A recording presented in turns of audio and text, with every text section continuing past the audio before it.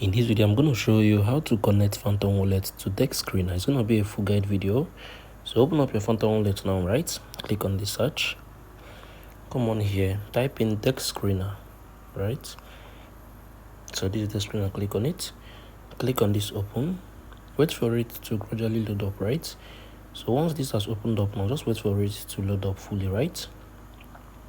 So it's still loading. So once it's done loading, I'm going to show you what you need to do now.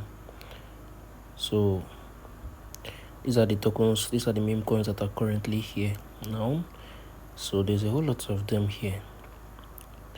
So what you need to do now, just click on this explore. It's still loading, so let's just wait.